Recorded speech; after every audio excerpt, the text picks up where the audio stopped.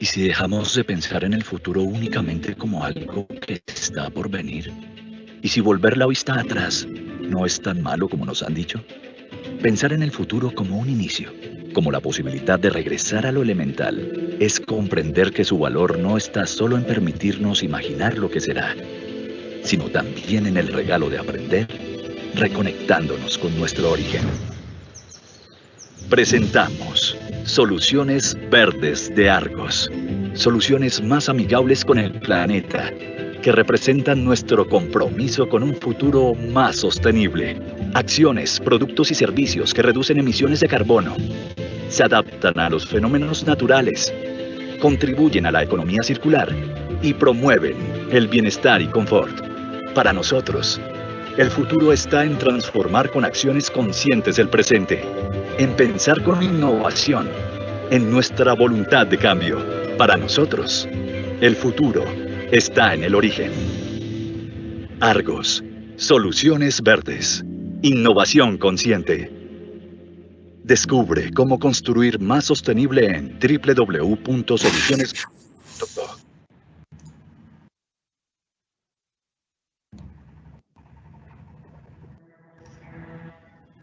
You want a partner who speaks your language. We are underground specialists. 2,000 experienced and passionate professionals working with you side by side. We listen. We understand. We solve. Keeping your projects moving forward and your people safe. With the world's most comprehensive range of ground support solutions, including steel, chemicals, and powders, and a growing portfolio of digital solutions, including laser scanning, digital twin, and virtual simulators, helping you manage your supply chain efficiently and work smarter and more cost-effectively.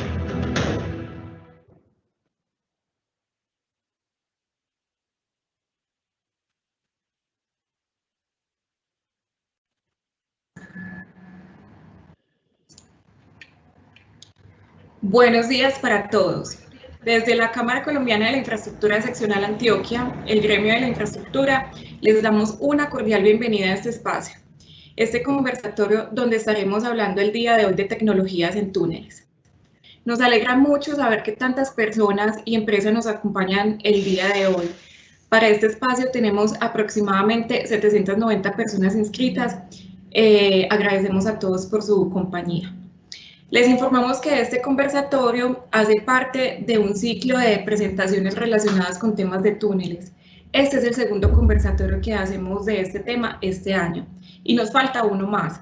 Así que los invitamos a que estén muy atentos a las redes sociales de la Cámara Colombiana de la Infraestructura Seccional Antioquia, las cuales les vamos a compartir a través del chat y allí se enteren de la programación de todos nuestros eventos, donde tendremos importantes temas de interés para el sector de la infraestructura en general. Bueno, y antes de entrar en materia, para dar paso al tema que nos convoca el día de hoy, les cuento que nos acompaña en la presentación el ingeniero Antonio José Rodríguez Jaramillo. Él es ingeniero civil de la Universidad Javeriana, asesor especialista en túneles en la firma Geotúneles SAS. Posee experiencia profesional de 40 años en diseño, interventoría y asesoría en excavaciones subterráneas, túneles viales, ferros e hidráulicos. Y es el presidente de la Asociación Colombiana de Túneles y Obras Subterráneas, ACTUS. También nos acompaña el señor Darío Ángel Bulla.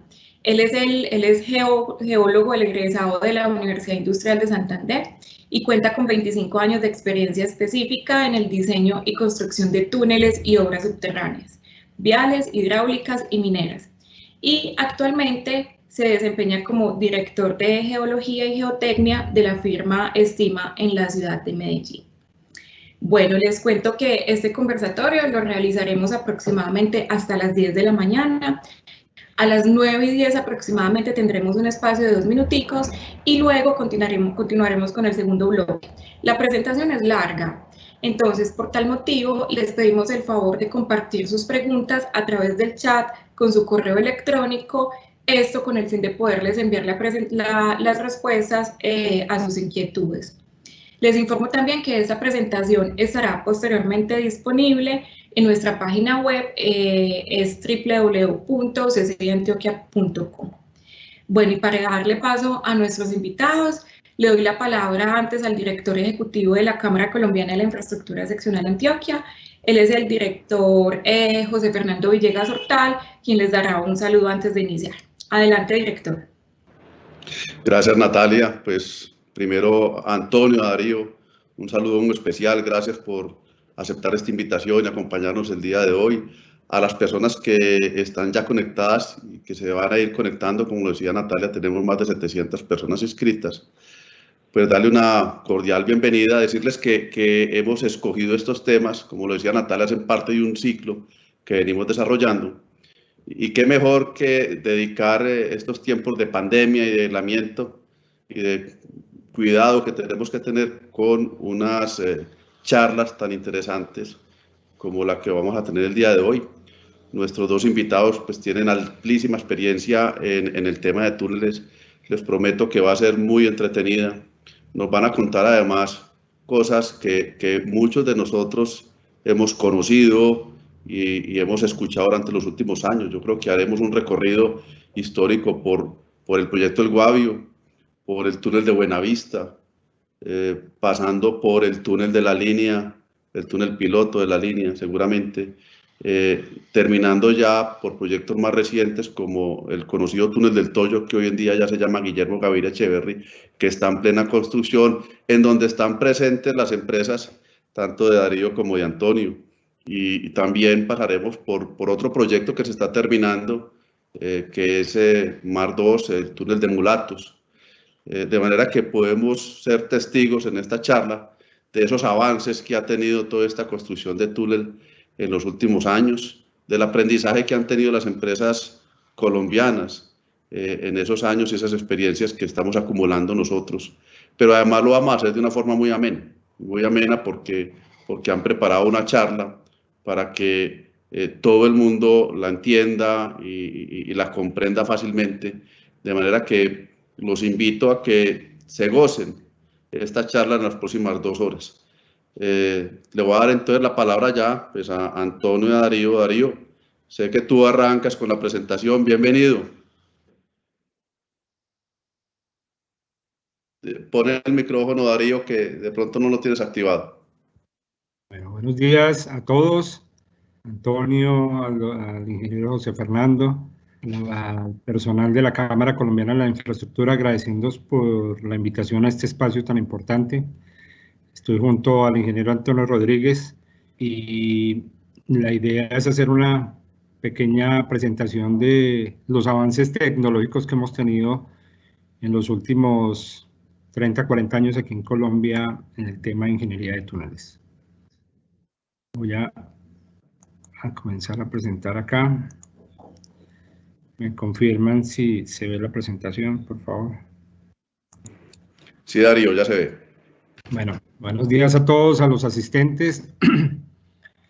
Repito, pues agradeciendo a la Cámara Colombiana de la Infraestructura Seccional Antioquia por este espacio, con el ingeniero Antonio. Vamos a el tema preparado, se llama Hablemos de túneles y tecnología.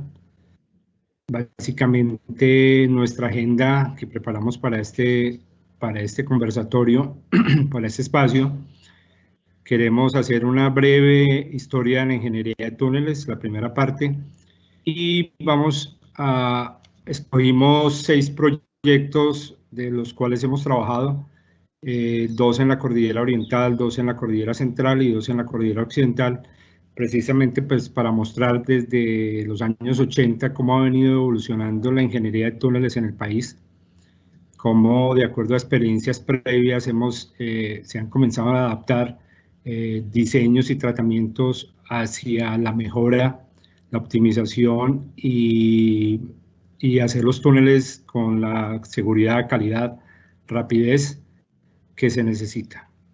Bueno, entrando en materia, este es un pequeño espacio sobre de la historia de la ingeniería de túneles. Se puede uno remontar desde los romanos, tiempos pasados, egipcios y muchos más, pero vamos a hablar básicamente de ingeniería de túneles en los últimos 200 años. Inicialmente, las prácticas de ingeniería consideraban hacer los túneles con mampostería, con ladrillo, como se ven en las imágenes. Era el material de revestimiento que se utilizaba en ese momento, eran sostenimientos muy pesados, muy demorados. Después se utilizaba la madera, las puertas alemanas, que eran unas puertas de hierro donde se colocaba la madera pues, para sostener los túneles. Actualmente algunos proyectos mineros todavía lo utilizan. Sin embargo, cuando las necesidades de movilidad y de proyectos de conexión ya requirió entrar a túneles más profundos, se comenzaron a dar cuenta que los materiales eran inadecuados frente a el estado de fuerzas, a los comportamientos de los terrenos, y ya comenzó a cambiar la ingeniería de túneles. En el siglo XX ya comenzaron a utilizar el concreto de revestimiento, es la imagen superior izquierda. Ya se comenzaron a utilizar estos elementos y el concreto ya permitía tener una adherencia aún mayor con el terreno y ayudarle a tener una capacidad portante. Posteriormente se incluyeron los soportes de acero, los arcos. Esto mejoró notablemente los revestimientos temporales. También eran elementos que resistían pues, a la intemperie, a los procesos de agua y temperatura de los túneles, y permitió reemplazar la mampostería antigua. Finalmente, dentro de esta breve historia, yo creo que es un gran paso en la ingeniería de túneles moderna, fue la inclusión del concreto proyectado, eso es de las últimas décadas, y los pernos de roca. Yo creo que esos dos elementos permitieron ya tener un soporte más adecuado, que trabajara mucho más rápido bajo las condiciones del macizo, principalmente en las rocas blandas sometidas a esfuerzos, y yo creo que fueron los pasos iniciales en los cuales hoy está fundamentada la ingeniería de túneles tanto en el mundo como en Colombia. Bueno, esta era una breve reseña para pasar ya al ingeniero Antonio. Adelante, Antonio.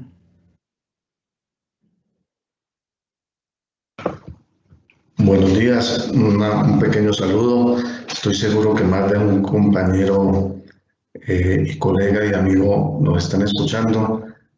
Pronto, ojalá nos veamos presencialmente. Por ahora nos toca por este medio. Un abrazo.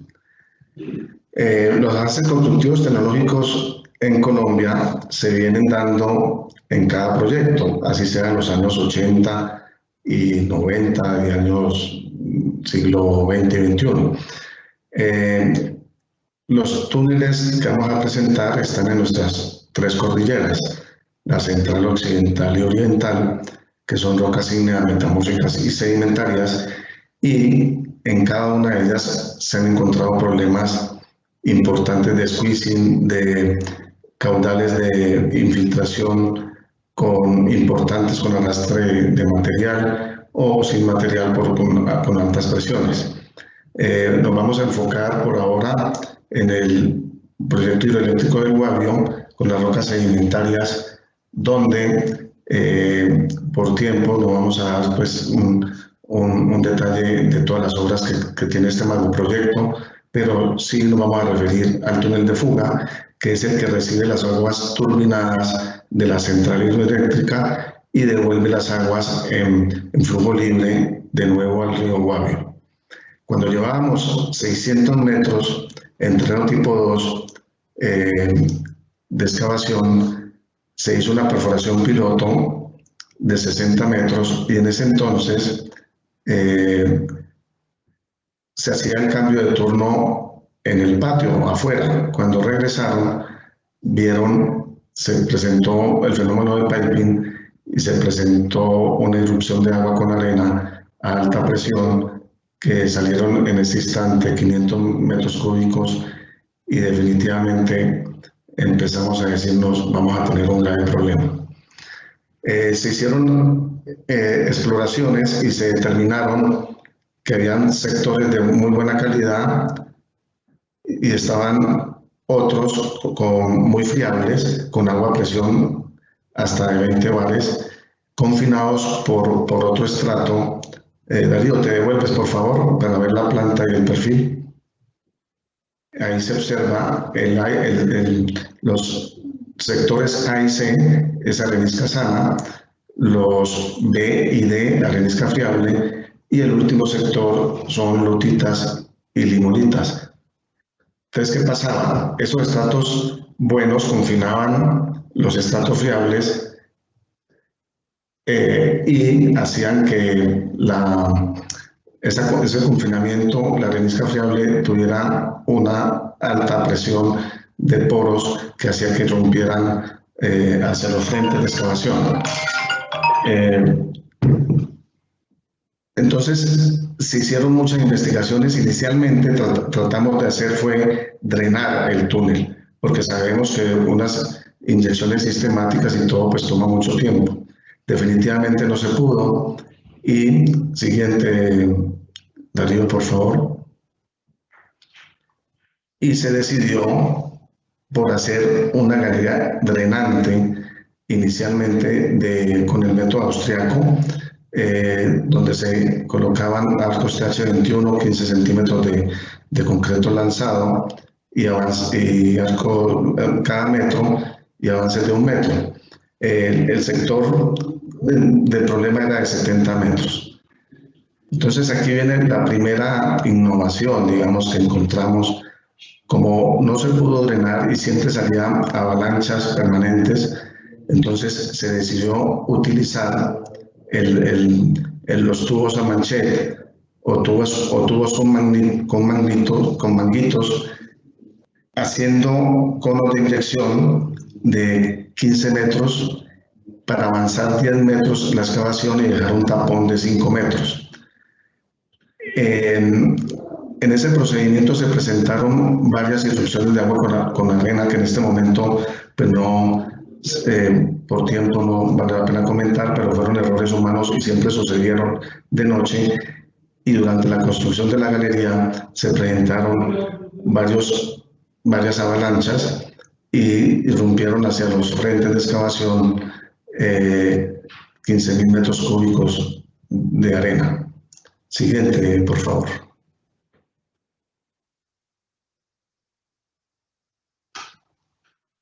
Era lógico tratar de utilizar por el sistema de excavación que era mecánico manual, utilizar tubería manchet plástica. En la primera etapa se utilizaron. ¿Qué ventaja tiene la tubería manchet? Que usted la utiliza, digamos, la mete en cada una de las perforaciones y puede inyectar o por manguitos. Manguito es lo que se ve allí en la fotografía, la parte negra, que es un caucho que está previamente perforado el tubo, y cuando usted le aplica presión, es como una válvula de cheque, sale la mezcla y cuando usted le quita la presión se cierra. Entonces tiene la ventaja de que la erupción de agua con arena, si se llegase a presentar, pues no era posible.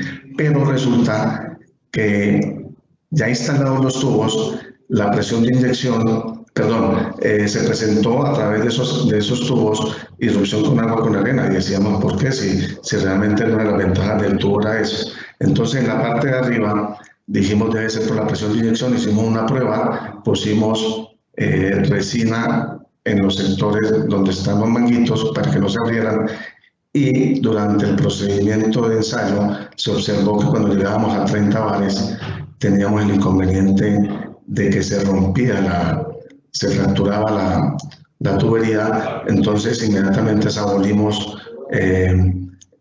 los tubos plásticos, porque la presión de inyección para la mezcla de cemento se tenía para 70 bares y la presión de inyección para la mezcla química era 30 bares.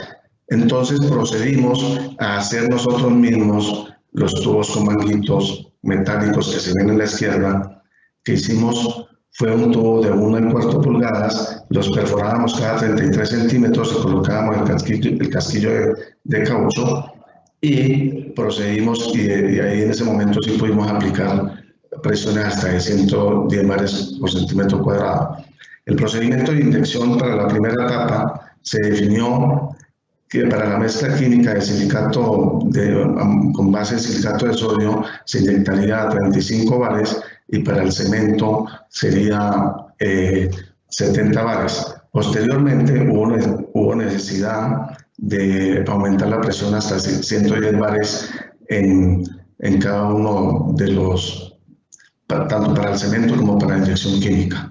Aquí lo importante de este procedimiento era definir previamente que el caudal de inyección no podría ser mayor para las mezclas de cemento de 1800 litros hora, para las mezclas químicas no más de 500 litros hora, y se definían previamente volúmenes máximos de inyección. Para el cemento, debido a la cantidad de material que ha salido durante las avalanchas, se decidió inyectar máximo 100 sacos por perforación, y para la mezcla química 500 litros por manguito en cada uno de los tubos por perforar. Aquí se muestra una de las avalanchas que sucedió. Se observa en la fotografía que salían del orden de 150 a 200 litros por segundo con un porcentaje altísimo de material. La avalancha que se presenta allí en la mitad arriba se nota que es caolín. Había un sector de 7 metros de espesor de puro caolín, que posteriormente el profesor Einar Brock llevó muestras de ese, en teoría caolín, la llevó al laboratorio de Noruega y se determinó que era cuarzo molido, o sea, era una zona de falla tectónica muy importante. Cuando se presentaban las avalanchas en la galería piloto, pues nos tocaba hacer unos escudos metálicos, siempre dejando una válvula, un tubo de 40 pulgadas con válvula, porque para poder impermeabilizar cuando se venía la avalancha a 20 bares de presión, eso salían hasta pedazos de roca de 30 centímetros, porque los materiales friables pasaban por los sectores de arenisca sana y por erosión dañaban la estructura de la roca, y por eso es que se ve en la fotografía, ya una vez inyectado, se ven cómo se consolidó la mezcla de cemento. Era para hacer fracturas hidráulicas, compactar los terrenos friables o de avalancha, y posteriormente proceder con la inyección química, que es la que penetra en los poros, cementando artificialmente la arenisca que era friable completamente saturada de agua.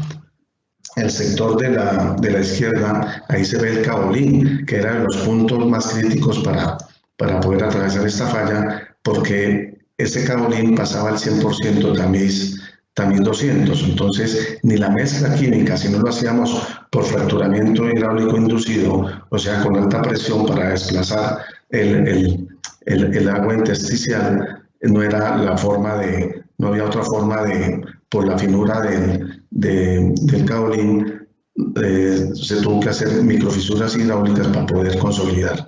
Acá el profesor Golser, durante la excavación del túnel piloto, cuando se iba a ampliar, él pidió el favor de que cuando llegáramos al caolín, él estuviera presente. Los amigos de lo ajeno, desafortunadamente, me robaron, llamémoslo así, una foto donde el profesor Golser está con un lapicero hundiendo en ese material, voltea y nos dice que lo lograron volver roca. Ya inyectado esto, no va a haber problema durante la ampliación de la galería piloto.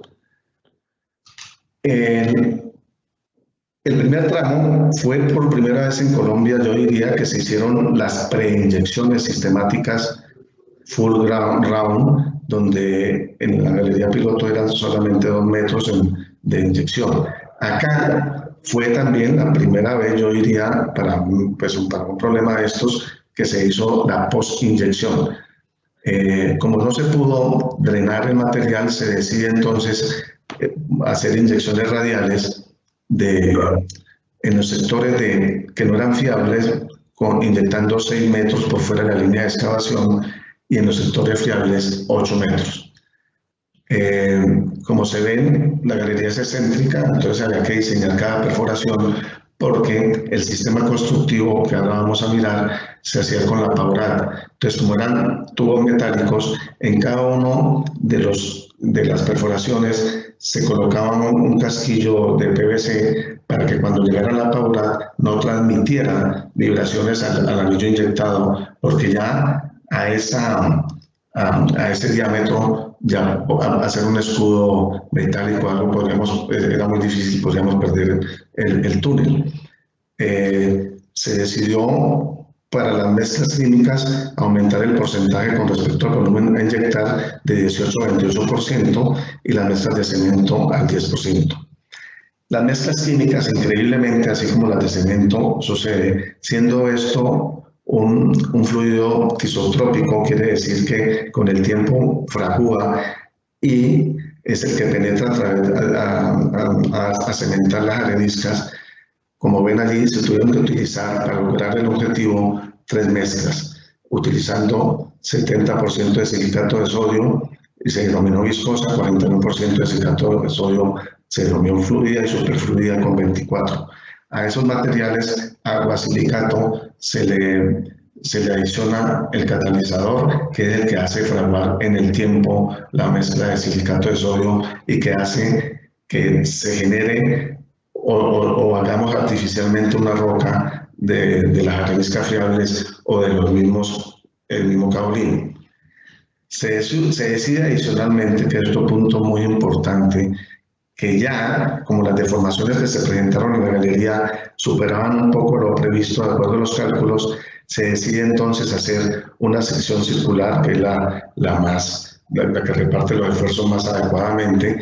Y aquí viene otra innovación importantísima en el procedimiento, que es en la fotografía izquierda, cuando usted está excavando, hay el problema, digamos, se presenta el fenómeno de extrusión, y entonces era probable que la galería no fallara. Entonces se diseñaron, como se ve en la fotografía izquierda, unos anillos rigidizadores removibles que cada metro que avanzábamos pasaban a 5 metros atrás. Son 5 anillos, eran 5 anillos que permitieron que no fallara la galería, pues si fallara nos podía dañar el tratamiento de inyección. Adicionalmente se observa la solera curva provisional, que a muchos no les gusta y evita problemas impresionantes de metidas de la sección al revestimiento, etc. En este caso se hizo un diseño ya no con método austriaco, sino un soporte rígido para no permitir lo máximo permitido en deformación era 20 milímetros. Se logró implementando con arcos HDB 240A, que los 240, para los que no saben, indica tanto el espesor como el ancho y lo largo, digamos. Son arcos de 24 centímetros y de peso 83 kilos por centímetro cuadrado. Para que tengan un orden de magnitud, el TH21 tiene 21 kilos por centímetro cuadrado. Y se diseñó con 35 y 50 metros de espesor para no permitir deformaciones. Acá, en la fotografía que viene adicional, bueno, lo importante es que se logró, y en la fotografía anterior se observa ya completamente excavado el túnel, éxito total, no se presentaron avalanchas ni intentos de avalanchas, se consolidó el material impresionantemente. Y en la siguiente fotografía son muestras. Había gente que no creía que después de ser, digamos, agua con arena, lo habíamos vuelto roca. Entonces hacíamos estos ensayos para los incrédulos, que se le aplicaba fenolftaleína, que reacciona con el silicato de sodio, y donde hay presencia del silicato se vuelve el color fucsia.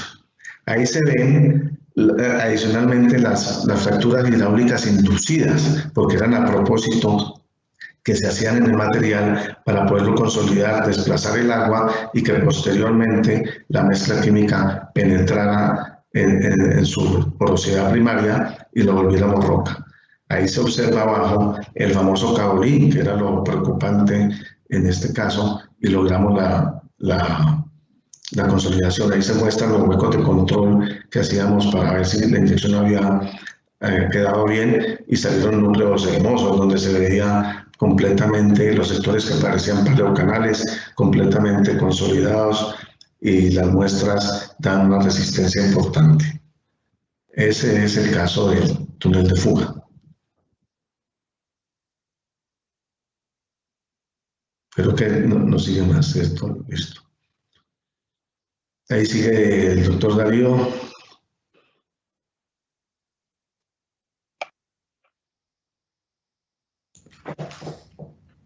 Señor. El micrófono, por favor. Doctor Darío, el micrófono, activarlo, por favor.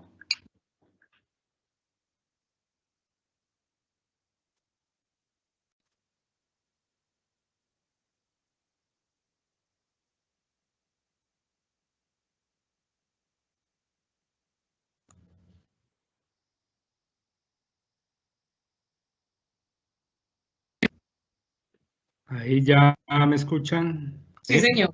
Sí, señor, les escuchamos. Bueno, entonces, después de la experiencia del túnel de Guavio, túnel de fuga, en el año 98 tuvimos la oportunidad de participar en el proyecto de la construcción del túnel de Buenavista. Al igual que el proyecto Guavio, se encontró sobre el portal de Villavicencio, portal Trapiche, también la presencia de unos paquetes de arenisca friables que estaban limitados por paquetes de arcillolitas y limolitas, y encontramos en total 8 acuíferos confinados, donde los problemas de avalanchas con arena se le presentaron al contratista anterior que estaba haciendo el túnel, y posteriormente pues se hizo un nuevo diseño y se comenzó la excavación. Aquí hay una parte en el costado izquierdo, vemos el diseño que se tenía en ese momento. Entonces yo creo que viendo la experiencia que hubo en Guavio, también se pensó en una galería drenante, que aquí la vemos. Aquí se implementó algo ya era nuevo, aunque en Guavio ya se habían colocado sistemas de presostenimiento. Ya aquí habían sistemas de presostenimiento como sombrillas de micropilotes, o lo que llamamos enfilajes, que van en la parte superior de la bóveda del túnel. Existía la galería que iba adelante del túnel precisamente para drenar, y si era necesario a través de ella hacer inyecciones. Otra consideración, debido a que pues, no teníamos la carga hidrostática tan fuerte como tenía Guavio, y los problemas de caudales no eran tan elevados, se pensó pues, en hacer drenajes y lograr que las areniscas, al bajar ese gradiente hidráulico, presión y caudal, lograran de pronto ellas mismas estabilizarse. Fue un proceso muy difícil, fueron varios meses de trabajo. Como dice Antonio, no era posible porque uno perforaba y se venía la avalancha de arena con agua. Sin embargo, un especialista español que no está con nosotros, ya está en paz descanse, logró hacerlo con un sistema que se llamaba de punta perdida, que no vamos a mencionar en detalle, y se logró drenar las areniscas, y ya, aunque el proceso fue demorado, fue casi un año pasar los 250 metros, se logró sin mayores complicaciones. De las experiencias de Buenavista que se han formulado hacia adelante en la ingeniería de túneles, primero está que hay terrenos especiales que requieren tratamientos especiales. Esa es la primera, que hay terrenos convencionales, pero esos convencionales, por las condiciones que ha mencionado Antonio y que vimos también en Buenavista, obliga a que los diseñadores piensen en tratamientos por fuera de los 5 tipos de terreno que manejamos en Colombia convencionalmente. Segundo, en Buenavista participó un equipo austriaco en el cual yo hice parte de ese equipo, y es uno de los proyectos de túneles donde se aplicó, digamos, de una forma rigurosa el NATM, el Sistema Austriaco de Túneles, donde básicamente en sus principios está avanzar en secciones más pequeñas. Aquí vemos un perfil longitudinal de un túnel. Con el sistema austriaco se avanzan en 3 secciones, la sección superior, la banca y la solera o el invert. Entonces, de tal manera que con secciones más pequeñas se logra estabilizar mucho más rápido la sección. Los trabajos se hacen con mucha mayor seguridad y rapidez, y sencillamente se tiene que controlar muy bien las deformaciones para que cuando se construya el invert, el rango de deformación, que es la linecita en rojo, entre en un estado de equilibrio y podamos determinar que la presión, el estado de esfuerzo que está sometido el túnel está equilibrado con la presión interna que le está ejerciendo el soporte. Eso fue uno de los aprendizajes importantes de Buenavista. Para lograr esto, para implementar el sistema austriaco obligatoriamente, pues existía la instrumentación geotécnica. Se hizo de manera rigurosa el control de secciones, porque fue un proyecto que, aparte de la zona de areniscas, tuvimos muchos problemas de deformaciones muy altas, zonas de falla. Entonces, este control de las deformaciones que hemos hablado de derecho, pues nos ayudó pues a tomar decisiones oportunas para controlar los esfuerzos y deformación del túnel. En ese proyecto, repito, pues se involucró la parte del NATM, que les vamos a mostrar aquí muy resumido. De forma resumida, es la excavación del túnel, donde dice blasting, se coloca un soporte temporal, se comienza a evaluar las deformaciones y después se coloca el soporte de acuerdo a este rango de deformaciones. Entonces, el sistema austriaco no es un sistema, es un sistema flexible, y su filosofía está basada en que vaya construyendo de acuerdo a lo que se le va encontrando. Eso contractualmente es algo complicado de entender, porque estamos con diseños preestablecidos, y la filosofía básicamente, si necesita más, pues póngale un poquito más, si necesita menos, pues quítele. Pero lograr eso, ahorita ya actualmente se está logrando en proyectos donde uno puede fácilmente, oiga, necesitamos un par de pernos, 5 centímetros más de concreto, o hacer ciertos tratamientos adicionales en caso de que se requieran. Entonces, una de las filosofías del sistema austriaco es que no debe ser tan rígido, no debe ser tan flexible, no debe ser tan rápido y no debe ser tan tarde. Es decir, lograr entender en qué momento se coloca el soporte, la cantidad, para que no sea demasiado, de pronto si es demasiado rígido y estamos en un estado de esfuerzos, posiblemente se va a romper el sostenimiento que coloquemos. Si es demasiado flexible, entonces va a permitir que se deforme más de lo que está preestablecido. Si es demasiado rápido, también puede ocurrir que se coloque muy rápido todo y finalmente se dañe, o también que sea demasiado tarde. Entonces, el juego de entender las deformaciones y la reacción del soporte es uno de los principios básicos que se deben aplicar en ingeniería de túneles.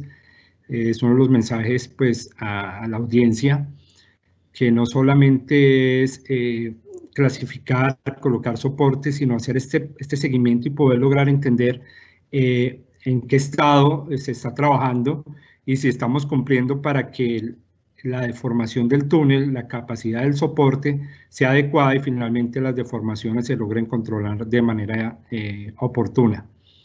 Este es el mensaje. Otro de los avances, como digo, de Buenavista que hoy en día se están aplicando a los túneles en Colombia, ya fue el uso de las sombrillas de micropilotes en sección troncocónica. Vemos la imagen inferior izquierda, donde vemos que son sistemas, son unas perforaciones que donde se van colocando una tubería que puede ser de 6, 9, 12 metros, inclusive hay de mayor longitud. De acuerdo a la calidad del terreno, pues el distanciamiento de los tubos puede variar entre 15, 20, 30 centímetros, inclusive 40. El objetivo es hacer un presostenimiento de la clave del túnel. Estos tubos se instalan y después son inyectados para hacer un techo resistente frente al estado de comportamiento, de pronto de desprendimientos, y poder trabajar con un margen de seguridad apropiado. El otro es que estos arcos son de radio variable, precisamente para la maniobrabilidad del equipo que ahí vemos. El brazo del jumbo el jumbo es el equipo que tenemos aquí de perforación, el brazo del jumbo pueda colocarse de manera adecuada y el ángulo de inclinación de esta tubería no supere los 5 grados para no tener sobreexcavaciones excesivas y sobreconsumos de concreto. Esto fue uno de los avances de Buenavista. Se hicieron varios tratamientos sistemáticos y posteriormente vamos a ver que esto ya se está implementando en Colombia de forma continua en todos nuestros proyectos. Bueno, le doy paso a Antonio sobre un proyecto muy importante que es el túnel piloto, donde también tuve la oportunidad de participar con él. Siga, Antonio, por favor. Correcto.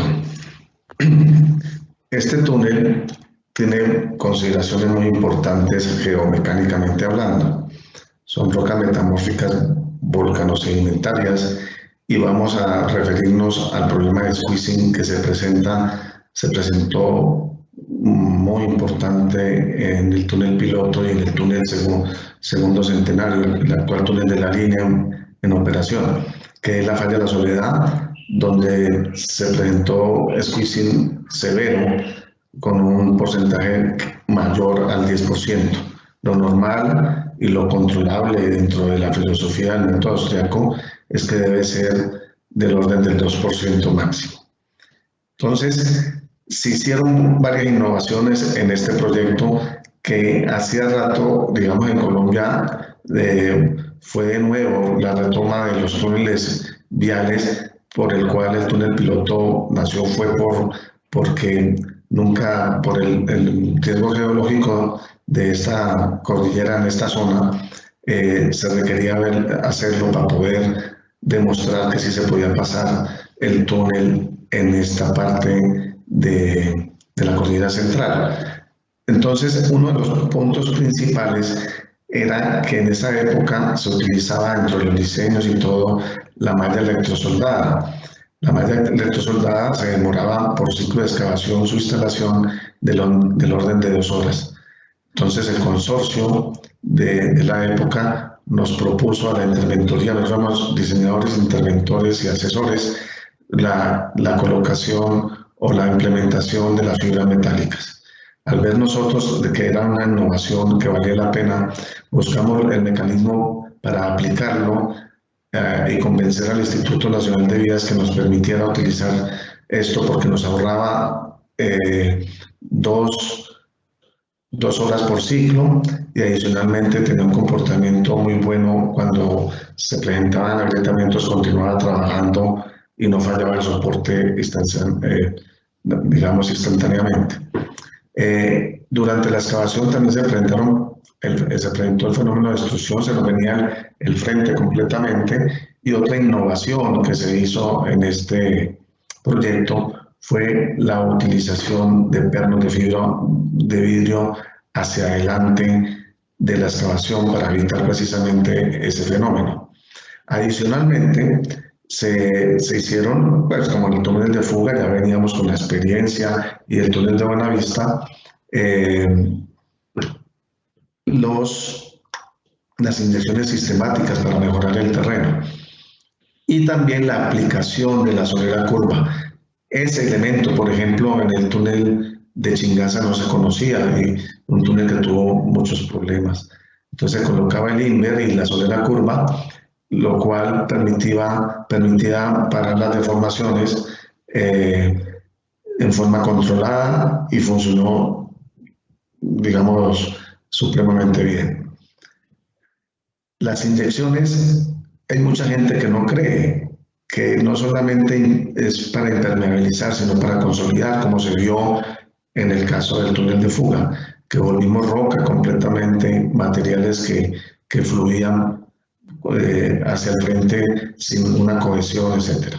Ese es el caso que fuimos aprendiendo poco a poco y que nos dio de avances de tecnología. Un caso también que se aplicó en los portales y todo en este proyecto fue utilizar los tubos manguitos con pernos de fibra de vidrio combinados, inyectándolos en los taludes para consolidar las cenizas volcánicas de esta zona. Todos los taludes fallaban y cuando utilizamos esta metodología dejaron de fallar, y cada vez que voy yo al portal del túnel de los Chorros, que cambió hoy en día de nombre, siempre tomo una fotografía porque ni siquiera se han presentado ya en más de casi 11 años, 17 años de funcionamiento, no se presenta ni siquiera una fisura. Fue un tratamiento excelente y una metodología nueva en ese entonces.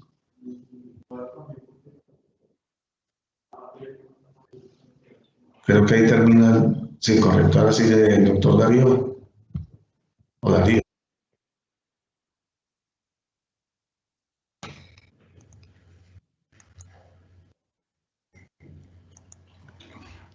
Cada vez que, perdona a la audiencia, cada vez que apago el micrófono me toca volver a comenzar. Bueno, continuando con avances y problemas que tuvimos en el túnel piloto, tuvimos unos problemas muy graves de flowing grounds, que es básicamente cuando usted tiene en un túnel presencia de agua cercana a un material muy débil. El agua está presurizada y importantes volúmenes de agua a presión se pueden venir al interior del túnel, pues arrastrando el material. Este es el caso de la falla de Alaska. Aquí vemos en el costado izquierdo superior, el túnel comenzaba a ingresar a una zona de lutitas de baja permeabilidad que fallaron porque estaban en contacto con unas rocas duras competentes. Este paquete de 7, 8 metros o 10 metros más o menos de lutitas hacían una barrera de baja permeabilidad. El túnel estaba avanzando en una zona seca. La presión hidrostática que estaba ejerciendo el agua en estas diabasas logró superar la resistencia de las lutitas y se comenzó a generar una falla hidráulica y empujando todo este terreno hacia el interior del túnel. Tuvimos numerosas fallas. Todo esto se logró detectar mediante instrumentación geotécnica. Aquí vemos las gráficas donde avisó, pero desgraciadamente o lamentablemente, pues el material ingresó dentro del túnel y pues nos generó problemas de constructivos muy complicados. Uno de los problemas, y que esto va a ser tema pues para ver las limitantes que tenemos los geólogos dentro de la excavación de túneles. Aquí vemos una vista de planta del túnel piloto. Aquí vemos que íbamos llevando de manera sistemática sondeos exploratorios hacia adelante. Este sondeo se realizó y ingresamos a la zona de falla. La zona de falla estaba seca. Por ser una zona muy débil, la barrena de perforación se atascó, se pegó, no logró avanzar más de esta porción. Y cuando comenzamos a avanzar el túnel y estando más o menos como en esta zona, se presentó desde las rocas competentes el ingreso del agua y la falla del túnel. Entonces, a veces, aunque tengamos todas las herramientas, como son los sondeos exploratorios, hay unas limitantes que no nos permiten de pronto entender lo que estaba sucediendo por detrás de esta zona. Esto es un mensaje dentro de que se va a tocar más adelante en el conversatorio. Nuevamente, al ingresar el material dentro del túnel, pues aunque se tenían sistemas de presostenimiento como enfilajes aquí en el costado izquierdo, básicamente el agua lavaba el material y todos los enfilajes quedaban en el aire, quedaban sin trabajar.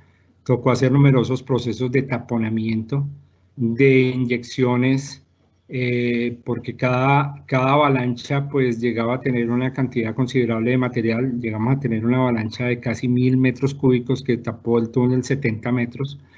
Entonces había que recuperar los túneles, había que hacer tapones, había que hacer inyecciones, y con todo y eso pues los trabajos fueron muy demorados.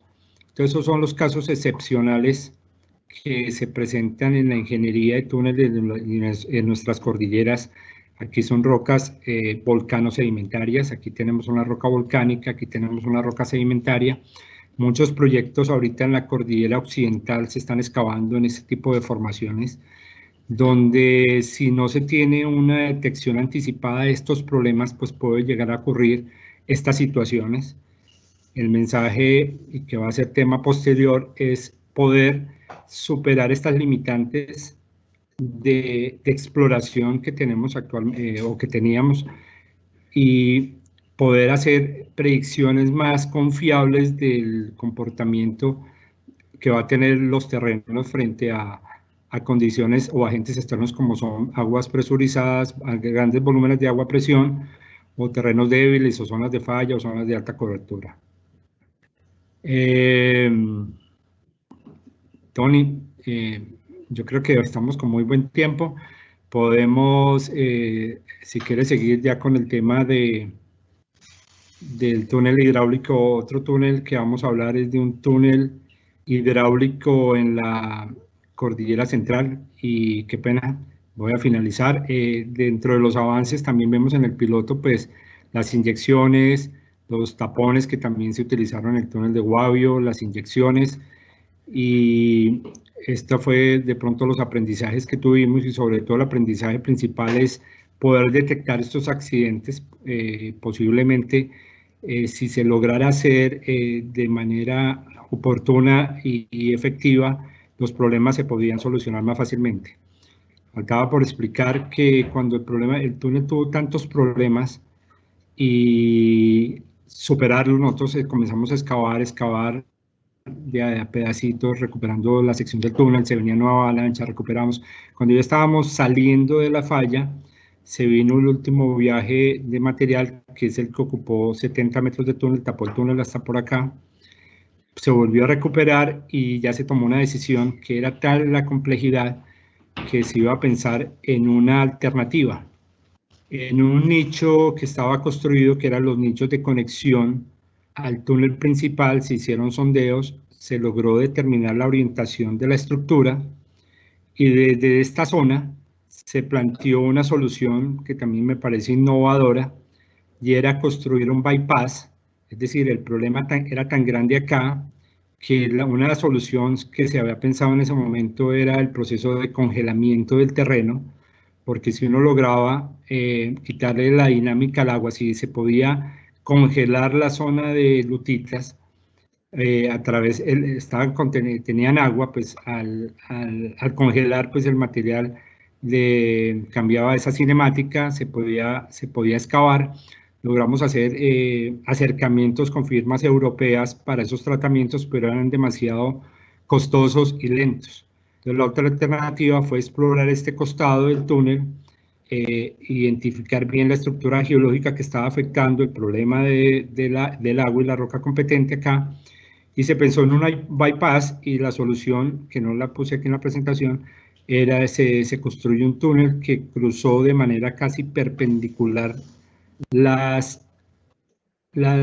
zona tectonizada, la zona de lutitas, sin hacer drenajes, con sistemas de prosostenimiento, como mencionaba Antonio, que se han aplicado ya, pernos de fibra de vidrio en el frente, el uso no de tubería de enfilaje, porque básicamente el enfilaje, como era tan largo, hacía conexión con la zona saturada, y ingresaba agua y volvía a deteriorar el material. Entonces utilizamos algo que se llaman las láminas acanaladas, se podían colocar en el túnel hincadas, y de a poquitos el túnel de a 50 centímetros logramos pasarlo de manera perpendicular, hicimos un bypass, salimos adelante y seguimos el túnel.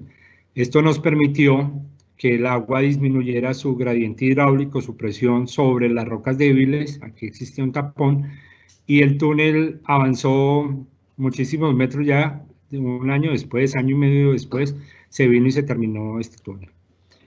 Bueno,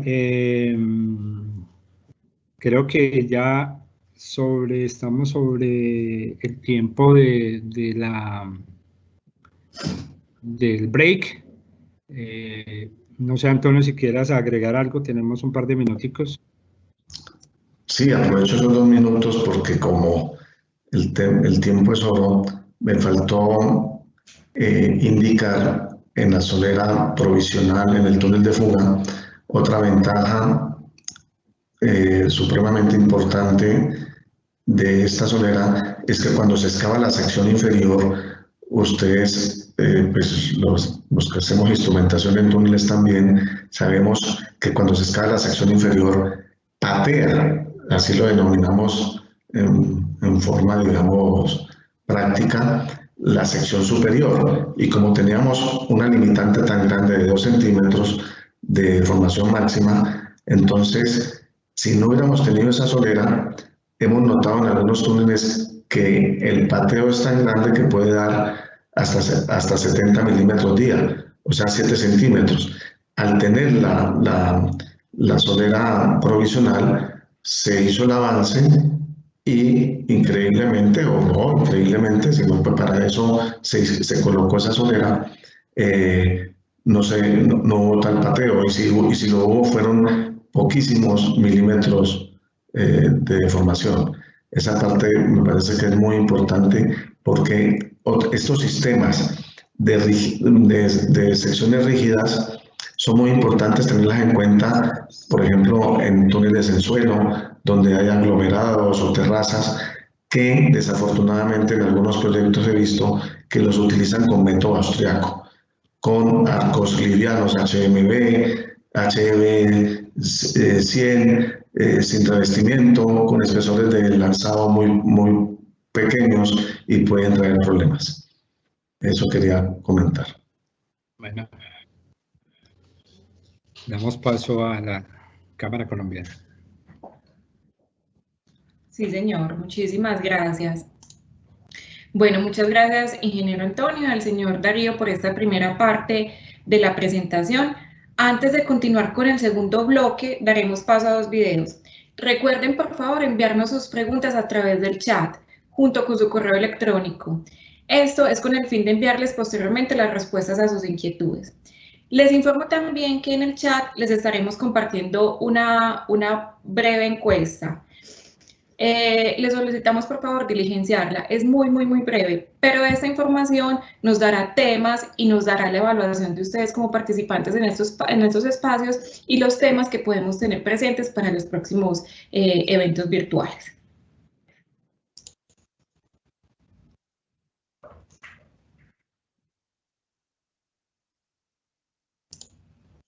Grupo Geoandina. Experiencia e innovación para un mundo sostenible. El Grupo Geoandina está conformado por 3 empresas y tiene más de 10 años acompañando a nuestros clientes en sectores de la infraestructura, generación eléctrica, minería e hidrocarburos y participando en los proyectos más importantes del país. Geotecnia Andina Consultores está participando en los estudios y diseños en todas las etapas de grandes proyectos, con mayor énfasis en túneles, obras subterráneas, obras geotécnicas, soluciones especializadas con innovación en ingeniería. Geoandina IL realiza soluciones en el área de ingeniería, investigación e instrumentación en las diferentes etapas de los proyectos mediante aplicaciones tecnológicas especializadas de vanguardia para diseño, construcción y operación de proyectos. Por su parte, BITS Andina SAS está prestando servicios de consultoría y diseños en tecnologías referentes a sistemas electromecánicos requeridos para túneles y vías a cielo abierto, así como los sistemas inteligentes de transporte ITS para proyectos viales mediante estudios, diseños y asesorías.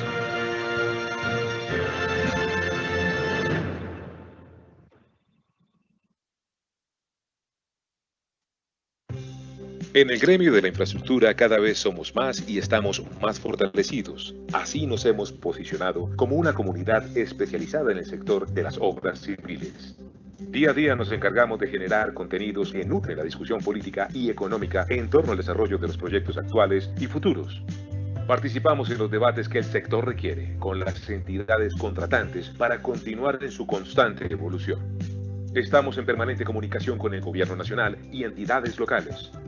Frecuentemente les presentamos diferentes propuestas construidas con nuestros afiliados para fortalecer y en ocasiones mejorar la dinámica de la infraestructura en el país. Creemos que unidos y con mayor representatividad podremos fomentar el desarrollo de la infraestructura con transparencia y eficiencia y ser motor de la reactivación económica del país en este momento de crisis. Por eso invitamos a todos los empresarios del sector de la infraestructura y su cadena de suministro a que se vinculen a la generación de ideas y propuestas de la CCI para trabajar de la mano por el crecimiento económico del país. Cámara Colombiana de la Infraestructura, por una Colombia unida.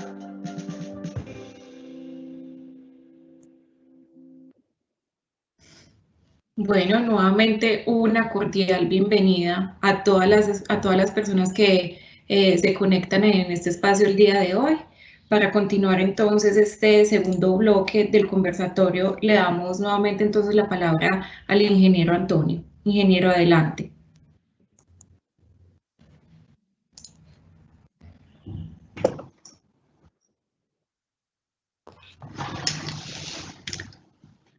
Este problema, porque fue un problema realmente, pero se solucionó, está en la cordillera central. Es un túnel hidráulico de 5.8 kilómetros y son rocas metamórficas y volcánicas, donde se presentaron problemas de control de aguas de mucho volumen, muchísima presión, pero afortunadamente dentro de lo malo, sin arrastre de material, pero sí a 30 bares y volúmenes de 130 litros por segundo.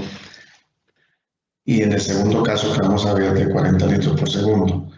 En este caso fui asesor y di una charla previa a todo el personal de la obra, indicando, aunque eran expertos también, indicando de que las mezclas no necesariamente hay que estarlas engrosando para que funcionen por resistencia mecánica. Les explicaba que aunque en el laboratorio, por ejemplo, la mezcla 1:1 más 2% de bentonita da un resultado de 7 kilos por centímetro cuadrado, ya en obra, con la presión de inyección, se incrementa sustancialmente de 48 a 50 megapascales, o sea, 480, 500 kilos por centímetro cuadrado. Se les indicó que implementaran diagramas de flujo, engrosando las mezclas, caudales bajos,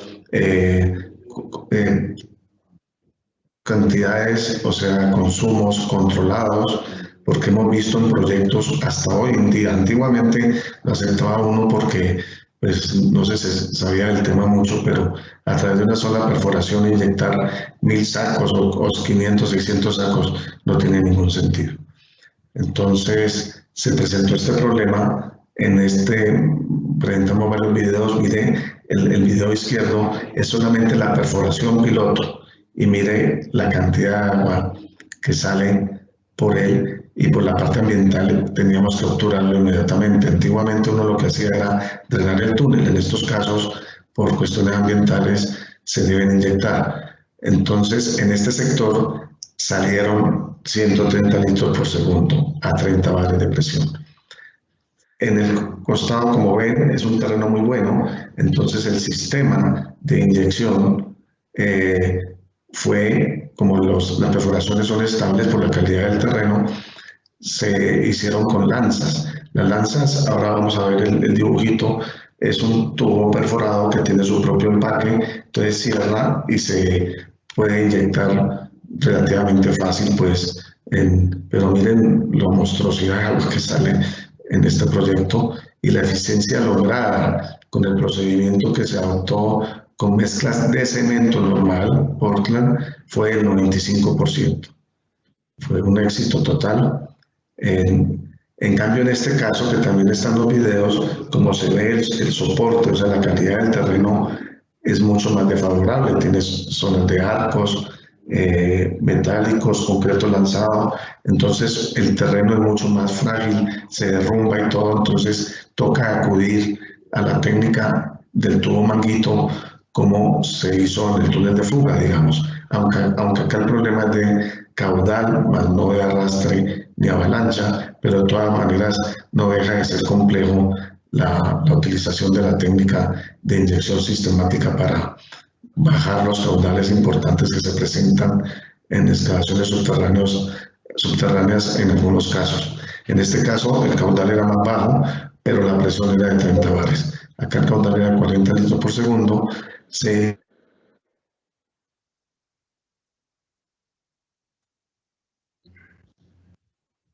Antonio, se perdió el audio, no sé.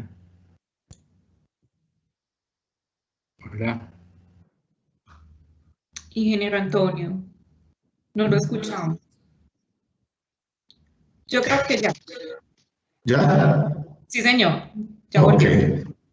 Creo que pues me escucharon que a través de la perforación se mete el tubo manguito y después se inyecta con un empaque inflable de cero. Para este caso no hay necesidad de inyectar manguito por manguito, y igualmente se logró una eficiencia de 95%. Acá se hace un resumen en la siguiente diapositiva. Es cómo va progresando los sistemas, y hoy en día no se concibe que en un proyecto de diseño de túnel no se tenga desde antes, para no improvisar, un diseño completo de las metodologías que se deben utilizar cuando la roca es buena, las longitudes de las perforaciones, las mezclas que se deben inyectar, diagramas de flujo, procedimientos detallados de diámetro de perforación y los implementos por utilizar. Por ejemplo, acá se observan las lanzas que hablábamos, que se utilizan generalmente en perforaciones estables cuando el terreno es de muy buenas características. También se utiliza la inyección forward pulling, que realmente básicamente aprovechar los enfilajes que se hacen, se ranuran o se perforan, y se pueden utilizar para presoporte y adicionalmente para consolidar o impermeabilizar la zona correspondiente que se está utilizando. También, y se tiene que tener previsto, hoy en día cuando hay problemas de arrastre o de presiones altas que pueden conducirse a través de los enfilajes, existen unos tubos que tienen algo similar a lo que es el tubo manguito, entonces presentan las mismas perforaciones con su forro digamos de caucho, que cuando se inyecta, se abren, va la mezcla del terreno, y cuando se deja de aplicar la presión, se cierra. Son sistemas también adecuados. Y acá, de nuevo, lo que se utilizó en el Guavio y el túnel de Piloto, etcétera, es la tubería con manguitos, que es muy versátil en terrenos malos.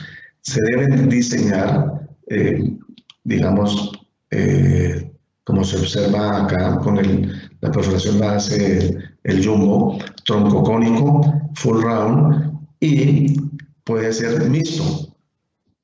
Y dependiendo de la calidad de la roca, pues los tratamientos no van a ser de 23 metros, sino se van reduciendo porque las perforaciones son más inestables, y se colocan los tubos manguito y se procede a hacer la inyección por etapas y da muy buen resultado.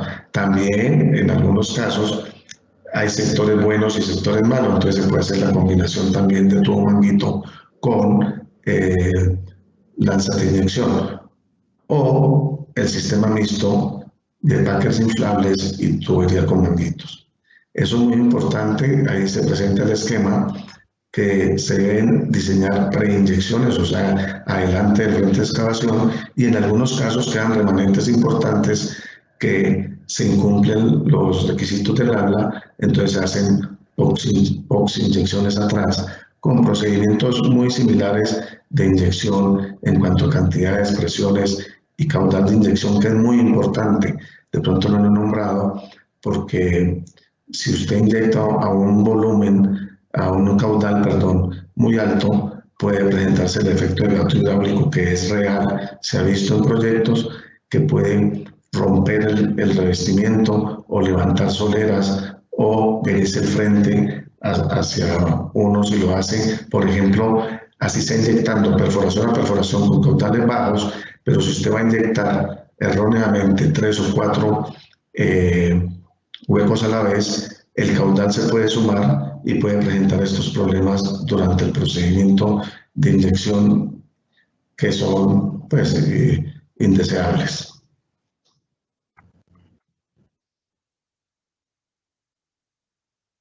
Continúo con... Nosotros tomamos este ejemplo, el túnel de Toño, el diseño del túnel de Toño tramo 1, como un ejemplo, porque recogimos todas las experiencias que hemos tenido en más de 400 kilómetros de túneles diseñados, interventoriados o construidos pues, en este proyecto. Todas las innovaciones que en el transcurso de estos años se implementaron en este proyecto. Y las mejoras que se han hecho, porque todos los días aprendemos en el túnel del Toyo, o túnel Guillermo Gaviria Echeverry, en el proyecto JICA, que son 16 kilómetros de túnel que hemos diseñado en el proyecto Ibagué Cajamarca. Acá inicialmente detectamos todas las zonas de falla geológica, las zonas de contacto litológico y de las estructuras geológicas que probablemente pueden tener problemas durante la excavación, teniendo en cuenta que este túnel tiene 2.600 metros en cobertura mayores de 600 metros hasta con picos casi de 900 metros. Pero, de la siguiente, Darío, por favor. Se hizo un diseño muy completo, usted lee en la parte correspondiente para yo continuar verbalmente más bien. Se definieron para cada tipo de terreno 3 secciones de soporte. Por ejemplo, para el terreno tipo 3, cuando consideramos nosotros, se puede considerar de dos maneras, o un soporte tipo 3 que es bueno, muy bueno, o el equivalente a un 2 malo, digamos. Entonces se permiten que no se coloca arco y una longitud de excavación equivalente casi al terreno tipo 2, y se va aumentando el soporte cuando el comportamiento indica que se requiere más soporte. Entonces cada uno de los terrenos se dividió en 3 zonas, teniendo en cuenta la cobertura de 0 a 300, de 300 a 600 y mayor de 600, y se varía dependiendo del comportamiento con mayor o menor soporte en cada caso. Se pusieron todos los elementos que conocemos, o sea, fibra metálica, solera curva, provisional, etc. En todos los tipos de terreno en este proyecto. Se hizo unos modelos hidrogeológicos muy juiciosos y nos anticipan de que puede haber problemas de agua similares a los otros proyectos, entonces se diseñaron tratamientos especiales, no solamente, y aquí los vamos a presentar. La parte de inyecciones, como hablamos, se hizo un diseño súper detallado para cada uno de los casos, que se hacen sombrillas de inyección, digamos, troncocónicas, de 23 metros, dependiendo si el material es bueno, y se van reduciendo dependiendo de la calidad del terreno hasta llegar a 10 metros, y tal como lo explicamos atrás, se hace con el sistema de manguitos o lanzas, etc. Todo se tiene supremamente detallado, caudales, diagramas de flujo, presiones de inyección, consumos por metro lineal, para poderlos no solamente tener en cuenta si se nos presenta X o Y problema, cuál sistema escogemos, sino también cuantificar y poder previamente sacar las cantidades de hora probables que se pueden utilizar en estos casos. Y a la izquierda, digamos, es el terreno que denominamos tipo 5 asterisco, donde están incluidos todas las experiencias y todos los soportes que requiere un túnel. Se puede utilizar parcialmente cualquiera de ellas o en un caso excepcional todas. Entonces se tienen previsto allí los enfilajes con el método pues, diente de sierra, las inyecciones, las patas de elefante en el caso cuando se trata de hincar el túnel, entonces hay que darle un soporte lateral para darle como la equivalencia a una zapata y dar una mayor área de soporte para que no se hunda el túnel, los micropilotes laterales que ya han sido utilizados en varios proyectos con un éxito rotundo. Por ejemplo, en el túnel Cachotis, que teníamos una cobertura de tan solo 2 metros y había en un sector, nos encontramos hasta raíces durante la excavación y había una tubería de un oleoducto donde no permitíamos que se descendiera el túnel, digamos, la superficie a más de 5 centímetros. Se estaba llegando a ese punto, pusimos esos 2 micropilotes inyectando solamente un saco en cada uno de ellos en un tramo de 30 metros y pudimos levantar de nuevo, o sea, una inyección de compensación, el terreno 2 centímetros y se paralizó completamente o sea, se estabilizó con este procedimiento la inyección de compensación. Tenemos prevista la solera curva provisional, que poco digamos, en muchos proyectos no se trata de utilizar porque la consideran que para el frente de excavación y todo, pero resulta que ese remedio es mejor que la enfermedad, porque resulta que no se hace y que hace el túnel, se cierra y se mete en la sección de revestimiento y posteriormente tendríamos que ensancharlo, o si no, sacrificar revestimiento que en vez de ser de 30 centímetros quieren dejar después los constructores que sean más 10, 15 centímetros, lo cual no es, aunque puede ser plausible en algunos casos, hacer esa connotación si el soporte está adecuado, el soporte primario, pero en general el diseño se debe cumplir en toda su cabalidad. Se tiene previsto la solera curva en la sección superior, o sea, como ven, están todas las herramientas, los pernos de fibra de vidrio, o sea, todo lo que en el transcurso de la mañana hemos comentado desde los años 80 hasta la actualidad, implementado en este proyecto. Pero como todos los días aprendemos, adicionalmente, como lo va a comentar Darío, todos los días hacemos mejoras y mejoras y todo eso, como les digo, se ven reflejados en nuestros diseños, en otros proyectos. Esa es la importancia de que todo lo que las innovaciones y vemos que tienen importancia y que deben ser aplicadas con rigurosidad, las implementamos en nuestros diseños que ya tenemos del orden de 400, 500 kilómetros y participamos en la mayoría de proyectos del país. Darío, puedes continuar. Bueno, ¿me escuchan? Sí. Gracias, Antonio. A lo largo, como dice Antonio, de la mañana nos hemos dedicado pues a mostrar todos los avances constructivos desde la ingeniería de túneles que se han implementado en el país, muchos adquiridos de proyectos o experiencias internacionales, y siempre la idea es ir a la vanguardia de estar revisando en el mundo qué hay y qué podemos aplicar.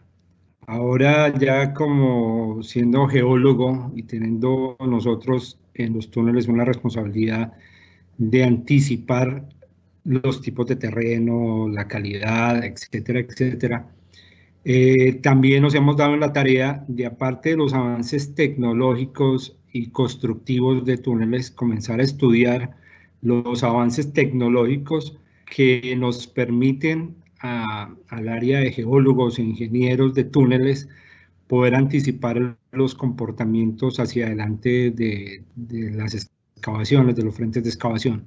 Este es un tema muy importante porque mostraba yo el ejemplo de la línea cuando se nos vino esas avalanchas de terreno con lodos, y también el proyecto Guavio, pues son muchas experiencias que finalmente terminan retrasando las obras, incrementando los costos, y todo lo demás.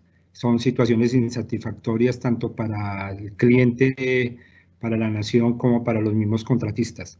Entonces, una de las tareas que nos hemos puesto en las áreas de geología es buscar esas alternativas y esos avances tecnológicos en el mundo. Repito, uno que vamos a mostrar ahorita son varios avances. Uno es el sistema de detección anticipada de la calidad del terreno. Aquí vemos un ejemplo, es una TBM, y acá vemos una zona de falla que en esta posición donde va la TBM, pues, o el túnel, no habría forma de detectarla. Se están implementando ahorita en Colombia, y precisamente en el túnel del Toyo, el Consorcio Antioquia al Mar implementó un sistema que yo digo que es de avanzada, que es un sistema de predicción sísmica del túnel, que permite anticipar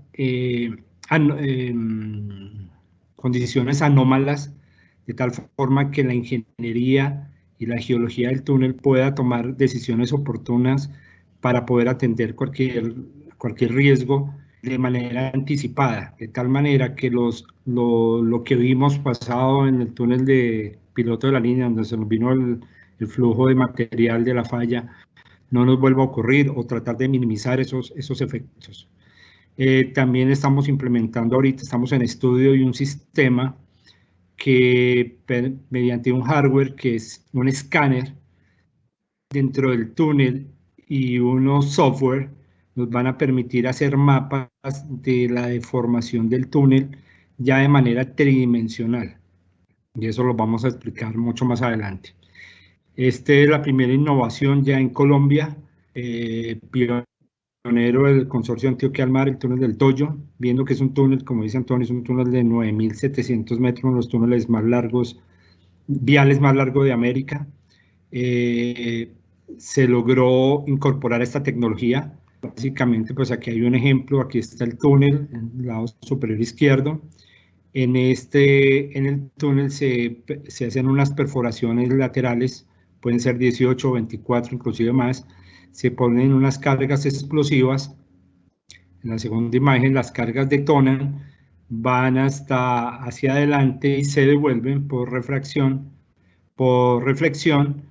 y unos sismógrafos instalados, 4 sismógrafos instalados, al ver la llegada de las ondas sísmicas, toman esta información y comienzan a hacer un procesamiento de ese método sísmico, y nos permiten comenzar a identificar anomalías dentro del terreno.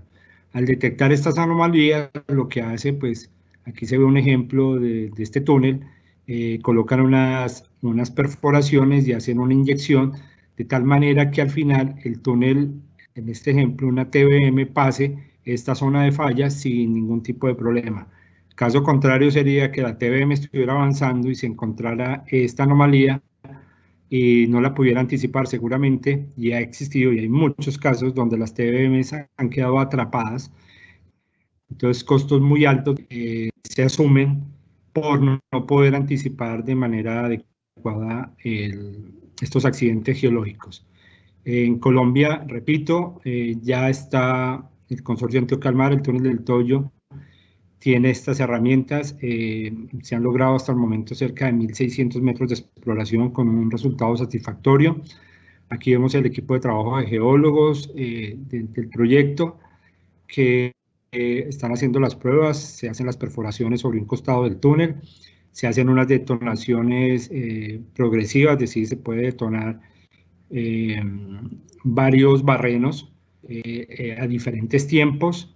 Están los sismógrafos también instalados dentro del terreno, y esta información se transmite luego a los equipos de toma de datos, y ahí comienzan ya a hacer todo el procesamiento en campo de las frecuencias, de las velocidades, etcétera, identificando también, de acuerdo a capacitaciones previas del equipo, del personal, perdón, puedan determinar si la respuesta sísmica es aceptable, si no se tiene que repetir la prueba. En general, pues ya se están haciendo repito, 1.600 metros ya se llevan hasta el momento, y el resultado de estas pruebas sísmicas es poder tener mapas tridimensionales hacia adelante del túnel. Aquí vemos, pueden ser 150 metros, y son pruebas que se hacen en un corto tiempo. Entonces, en corto tiempo, en unos costos no tan elevados, se hace la prueba y básicamente nos permite poder interpretar las condiciones del terreno hacia adelante. Este sistema, a través de fórmulas empíricas, determina varias propiedades del terreno, como son la relación de Poisson, el módulo dinámico de Young, el módulo de corte, el módulo de Bock, bueno, en fin, una serie de propiedades geomecánicas o geotécnicas que le van a permitir a los ingenieros y geólogos del túnel poder anticipar. Entonces, en la medida que ellos están haciendo estas pruebas, también están evaluando diariamente el túnel, entonces pueden comenzar a hacer una interacción entre el resultado que está apareciendo en la prueba sísmica con el resultado de la prospección en campo, para poder cada día ir entendiendo de pronto este color rojito que tiene tales propiedades, en campo apareció tal cosa. Ese es un ejercicio que se está haciendo, es una innovación que se está desarrollando actualmente en Colombia, y yo creo que para túneles largos de altas coberturas con gran complejidad geológica como es el túnel del Toyo, es una herramienta que esperemos nos dé un resultado satisfactorio como vamos hasta el momento.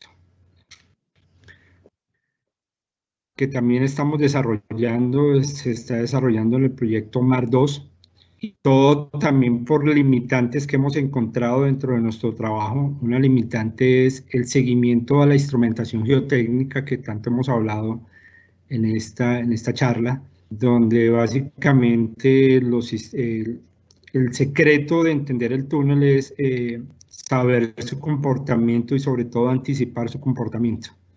Tuvimos un proyecto en la Cordillera Oriental que no lo vamos a mencionar, pero nos sucedía algo inusual, y era que estas son las secciones del túnel. Nosotros tomamos la sección topográfica, teníamos una línea de excavación real como la tenemos acá, se le aplicaba el soporte, se medían las convergencias, y cuando íbamos a mirar, las convergencias eran significativamente superiores a las que medíamos en campo con cintas y argollas. Cintas se ponen sobre las paredes del túnel, sobre las paredes se ponen, vamos a ver cursos, se ponen unas argollas en el techo y en los costados, y con cintas de alta precisión se tensionan y se comienzan a hacer mediciones. Eso nos permite hacer estas gráficas donde vemos el comportamiento de la deformación del terreno y la magnitud de la deformación. En función de este comportamiento es que uno toma decisiones constructivas o evalúa si el soporte instalado es el adecuado. Aquí vemos básicamente hay una deformación inicial alta y después viene una tendencia a estabilizarse las deformaciones, entonces uno dice está entrando en un estado de equilibrio. Eso nos permite entender que la presión interna que está ejerciendo el soporte frente al estado de esfuerzos pues está funcionando muy bien. Sin embargo, repito que pese a este comportamiento, digamos, normal y una conducta ante el esfuerzo de formación dentro de los rangos establecidos en el diseño, el resultado era que las deformaciones superaban las tolerancias y la sección del túnel invadía la zona del revestimiento final. Entonces eso conlleva pues, a procesos de reperfilación, acomodación de arcos, pues son costos de dinero y de tiempo que no son para nada buenos, tanto para el cliente como para los contratistas. Estuvimos evaluando mucho este tema, el por qué estaba sucediendo. Vemos que esta es una gráfica muy importante, es que Marce la logramos explicar. Aquí vemos abajo el túnel, aquí está la posición del frente de excavación, ¿sí? En este momento que colocamos las argollas acá y mientras pasa un espacio de tiempo, pues el túnel ya ha comenzado a deformarse porque la deformación no ocurre cuando se excava, sino está ocurriendo adelante del frente.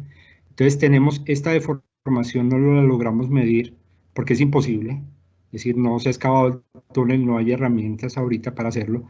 Y segundo, entre el tiempo de la excavación y la primera lectura, pues pasa un pedacito de tiempo donde las deformaciones son altas y tampoco se logra medir. Cuando ya llega uno a medir, que es este punto de aquí arriba, entonces uno comienza a medir las deformaciones y dice, oiga, el comportamiento está bien, que es lo que estamos viendo acá.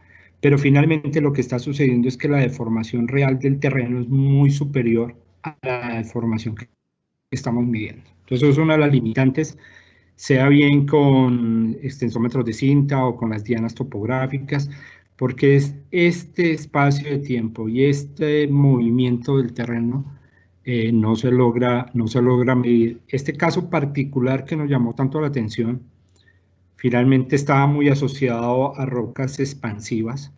Se detectaron que estas deformaciones instantáneas en este túnel eran muy superiores, es decir, si teníamos una deformación de 12 centímetros, aquí podían existir básicamente 12 o 15, o sea, casi el 100% de lo que se medía existía en un corto periodo de tiempo, y cuando digo un corto periodo de tiempo estoy hablando de un día. ¿Por qué? Porque las rocas, cuando se excavaba el túnel, como eran químicamente activas frente al agua, nomás la humedad natural del túnel, la roca comenzaba a reaccionar y comenzaba un movimiento interno de la roca, se resquebrajaba y encima pues generaba un empuje que era imposible. Debido a esas limitantes, estuvimos investigando con empresas tecnológicas de Europa, en particular la misma empresa Amber Technologies que suministra el TSP, y les hemos llevado las inquietudes a ellos. Ellos tienen unos sistemas que se utilizan actualmente en el mundo. Básicamente se utiliza un hardware que es un escáner. El escáner hace un barrido muy rápido del túnel, son millones de puntos. Hacen estos mapas y mediante software, desde el momento de la excavación misma hasta la instalación del soporte, se pueden dar unos mapas. Estos colores indican zonas subexcavadas o sobreexcavadas dentro del túnel. Entonces, partiendo de esta tecnología donde podemos tomar una lectura cero, inmediatamente se excava y después medir, hacer otra lectura 1 cuando se instala el soporte. Les propusimos a ellos que si esta tecnología podía también permitir no solamente estas dos lecturas, sino lecturas en el tiempo, simular pues lo que hacemos con las estaciones de convergencia que se instalan, se van midiendo con una frecuencia diaria, pues cada semana, cada 15 días, en la medida pues que el terreno, como explicaba anteriormente, el terreno entra en un estado de equilibrio, pues se van distanciando más las lecturas. Con ellos estamos ahorita desarrollando, o ellos nos están colaborando en desarrollar un sistema donde podamos integrar no solamente dos lecturas, sino lecturas simultáneas, y la idea es poder llegar a esto, poder ver el túnel en 3 dimensiones y poder determinar gráficamente en qué sitio, por ejemplo, estos colores rojos, de acuerdo a unos rangos que se le da al software, es decir, si esto se me mueve 2 centímetros, 5 centímetros, poder identificar dónde están ocurriendo los movimientos principales. Cuando hacemos lecturas convencionales, estas estaciones de convergencia están distanciadas cada 5 o 10 metros de acuerdo a la calidad del terreno, 15 o 20 metros ya en terreno tipo 1, tipo muy bueno. Pero entre 5 y 10 metros nos sucede que en la parte intermedia puede estar ocurriendo cosas que no logramos medir acá. Este es el caso de algunos proyectos donde ha tocado, si la distancia entre dos secciones de monitoreo está a 10 metros, pues se pasa a 5 metros. Entonces, precisamente porque entre este punto no se movió y este punto no se movió, y aquí apareció una grieta, una fisura, entonces no se entiende el por qué. Entonces ya ha tocado implementar y tomar análisis más rigurosos con más tiempo, que requieren más tiempo, personal y análisis. Entonces queremos buscar un sistema que nos permita ya no tener una información puntual, sino una información global tridimensional. Con esos sistemas uno se puede mover de sección en sección del túnel, centímetro a centímetro si uno quiere, y poder revisar cómo ha sido el comportamiento.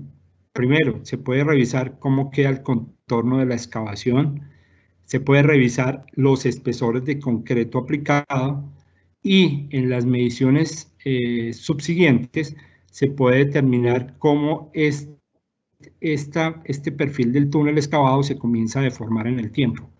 Aquí vemos unos ejemplos del túnel de Mar 2, donde tenemos esta línea roja, la línea del revestimiento. El objetivo principal es que cuando uno excava, pues hay que dejar un gap, una distancia acá. Si hay un estado de esfuerzo, si hay una deformación, esta deformación nunca supere pues, la línea teórica. Y pues también evaluar las deformaciones de tal manera que, de acuerdo a los parámetros de diseño, hay unos rangos de magnitud establecidos y si se están superando, pues se tomen las medidas de manera oportuna y adecuada. Estos son los ejemplos que estamos haciendo ahorita. Este es un pequeño video donde vamos a ver cómo el software se maneja. Uno coloca cualquier sección, como explico, en cualquier punto y ahí vemos una cantidad de numeritos que nos permite determinar deformaciones, espesores y finalmente cómo ese túnel se está deformando o se está comportando. Este es un ejemplo, aquí hay otros ejemplos de la línea azul posterior es la línea de la excavación y la línea interior es la línea que se está monitoreando para ver el cambio entre la posición inicial y la posición final.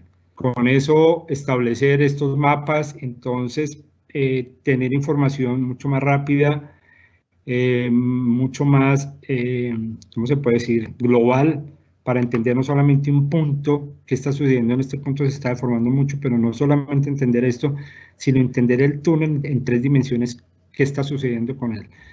Esto, como digo, está en desarrollo, gracias pues al compromiso que tiene esta firma europea en buscarnos opciones y soluciones a nuestros problemas, lo estamos implementando.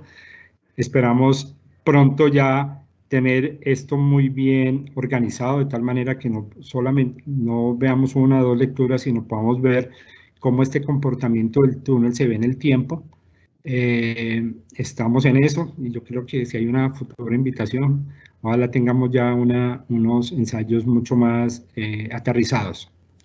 Lo que queremos finalmente con esta tecnología es que como uno se puede parar en cualquier punto del túnel, sacar secciones, entonces aquí vemos una sección verde, la sección teórica, y aquí vemos la negra, la sección posterior del túnel.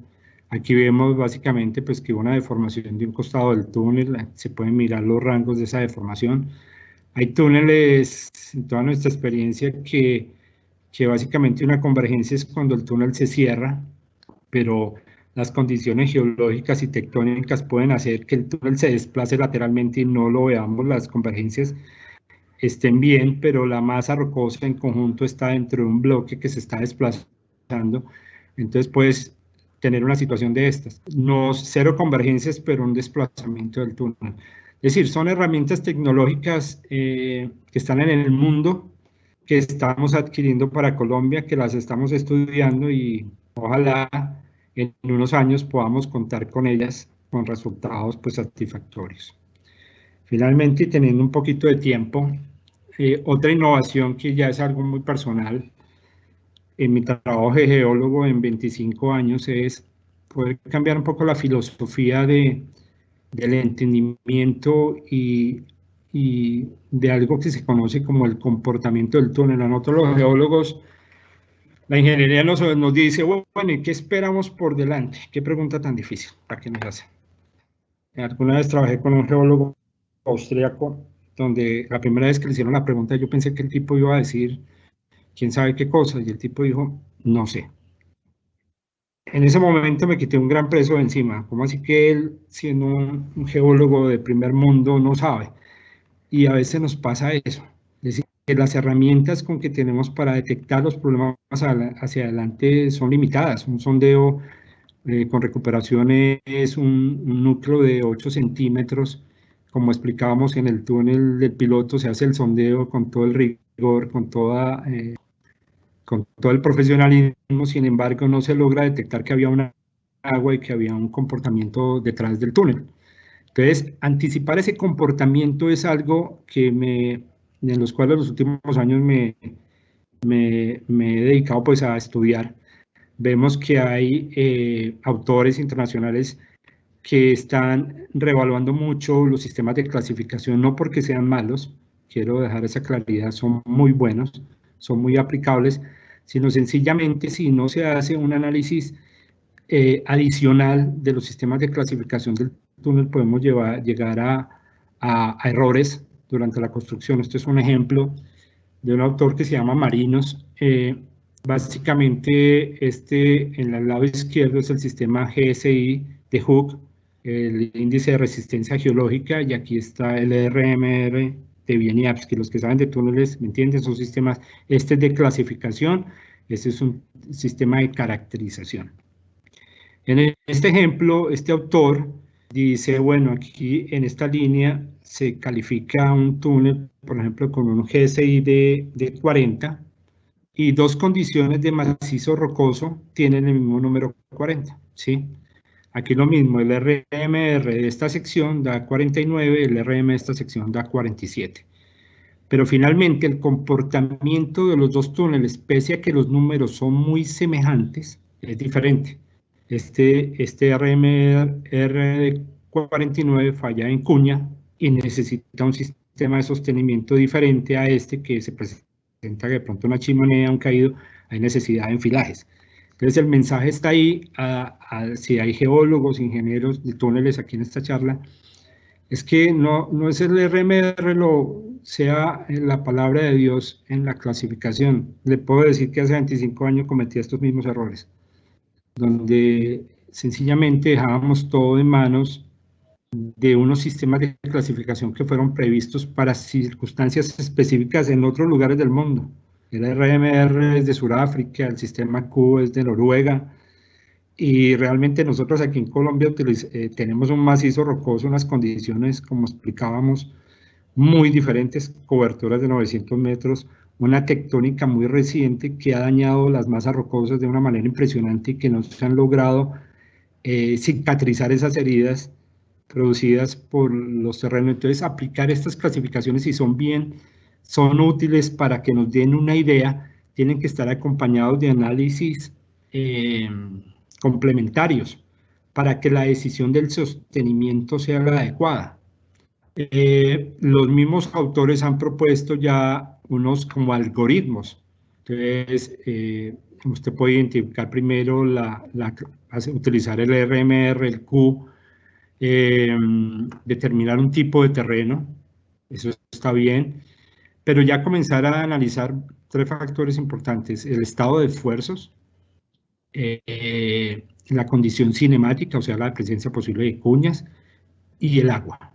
Son tres factores importantes. Como aunque están dentro de la clasificación, como por ejemplo puede influenciarme estos agentes, pueden influenciarme la clasificación del macizo, y para finalmente definir o hacer una predicción del comportamiento esperado del terreno. Yo pongo un ejemplo: terrenos muy débiles con resistencias a la compresión muy bajas en altas coberturas pero secos. Entonces el RMR de Wieniawski, si está seco, pues le da un alto puntaje, son 15 puntos. Entonces finalmente la clasificación de los terrenos es muy buena o no buena, digamos un terreno 4. Sin embargo, por la cobertura del estado de esfuerzos, las deformaciones que ocurren en el túnel son muy altas y el soporte del sostenimiento no las aguanta. Entonces tenemos problemas de deformaciones excesivas que tocan hacer procesos de reperfilación, de refuerzo con más lanzado, con más perno. Entonces es donde de pronto hay unas clasificaciones donde el estado de esfuerzos no lo están considerando, y es lo que nosotros tenemos que comenzar a implementar y a innovar en los túneles, más con la complejidad geológica que existe en Colombia. Hay túneles muy sencillos, depende del tipo de roca, en rocas ígneas, en la cordillera central. Bueno, hay túneles que no nos ofrecen ningún problema, pero hay túneles que nos han ofrecido grandes problemas, por ejemplo el que les contaba de las rocas expansivas. Finalmente, estos autores ya no hablan de clasificaciones geomecánicas, sino de comportamientos geomecánicos. Entonces, es el terreno estable, el terreno de cuñas, este es un terreno que se llama chimenea, o sea, el terreno puede rodarse fácilmente y generar estos huecos. Los problemas de flowing ground, los que mostramos en la línea donde el agua, la presión del agua mete el material. Ya los problemas de squeezing, los problemas de swelling ground, o sea, los terrenos expansivos. Aquí vemos un túnel, lástima la foto tan chiquita, pero vemos que el piso se levantó como 2 metros. Esfuerzos diferenciales anisotrópicos que nos pueden afectar, etcétera, etcétera. Entonces, el mensaje es, y la innovación que queremos, y de pronto en el túnel del Toyo están plasmados algunos de estas consideraciones, es que tenemos que ampliar de pronto nuestro análisis, no dejar en manos de sencillamente una clasificación, la decisión de un soporte, sino que tenemos que también innovar en todas estas filosofías, guías internacionales, no son mías. Sencillamente, pues yo creo que esto será uno de las tareas en que estoy trabajando, de pronto un artículo o algo más adelante. Bueno, conclusiones, Antonio, acompáñame en estos momentos. Tony.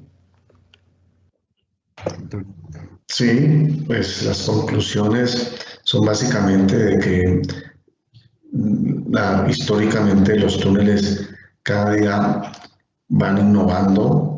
Los encargados son los propios fabricantes de los productos cada vez más novedosos, sistemas como los enfilajes autoperforantes, porque antiguamente lo que hacíamos era lo que encontráramos cuando se presentaba un problema de un derrumbe, rieles viejos, tubos viejos y los empujábamos, etcétera, etcétera, buscando básicamente eso, y cuando se le ocurre a alguno hacer los autoperforantes y todo, pues la ingeniería se modifica sustancialmente, la seguridad.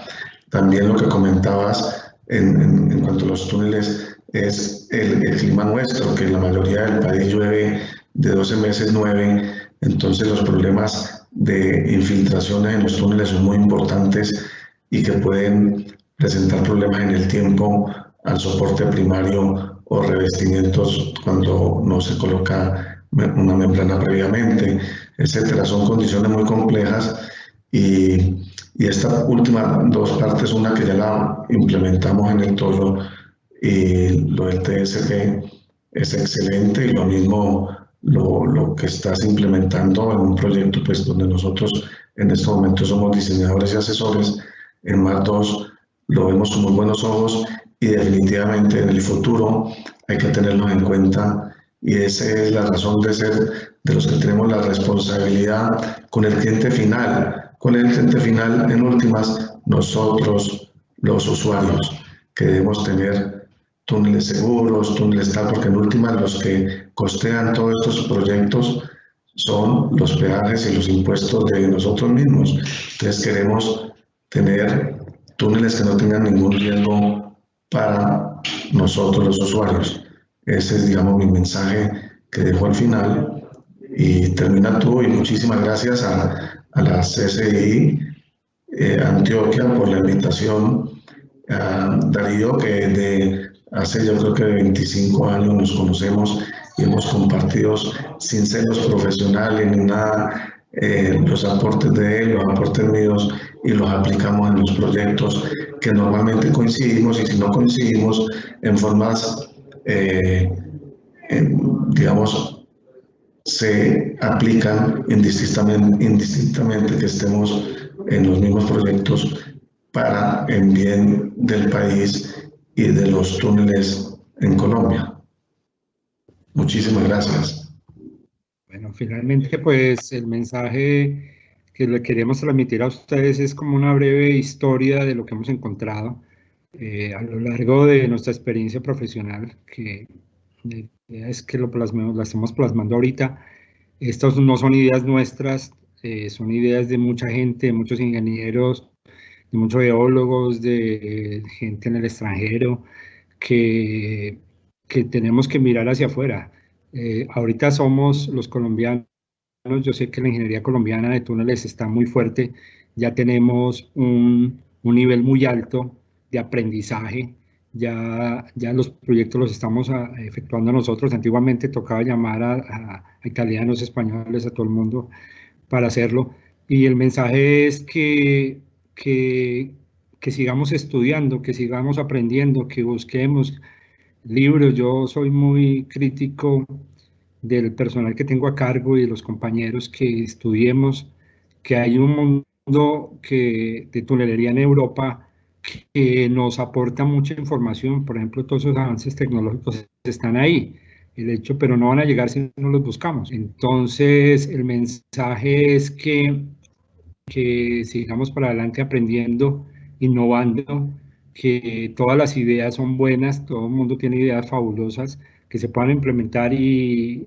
que existan estos espacios para que se puedan mostrar. Esto no es información que la debe tener solamente una firma, una persona. Yo creo que es una información que es fundamental, pues, para el país y para la ingeniería de túneles como tal. Bueno, yo le doy muchas gracias a la CCI por la invitación, a Antonio por la compañía.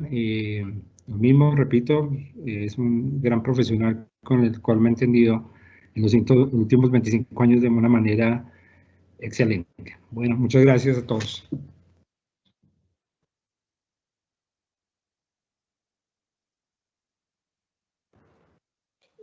Bueno, muchas gracias, ingeniero Antonio, al señor Darío, por esta completa presentación. Hemos recibido muy buenos comentarios de nuestros asistentes a través del chat. Les informo a nuestros asistentes que hemos recogido cada una de sus inquietudes, y a quienes nos compartieron sus correos les estaremos enviando las respuestas. Bueno, para finalizar, le doy entonces la palabra a nuestro director ejecutivo, el doctor José Fernando Villegas Hortal. Gracias, Natalia. Pues, Darío, Antonio, un placer haber hecho un recorrido rápido en 2 horas sobre la historia reciente de los túneles en Colombia, los últimos 30, 40 años, que además me han sugerido mucho que dejemos plasmado y escrito esa historia tan importante que está viviendo nuestro país.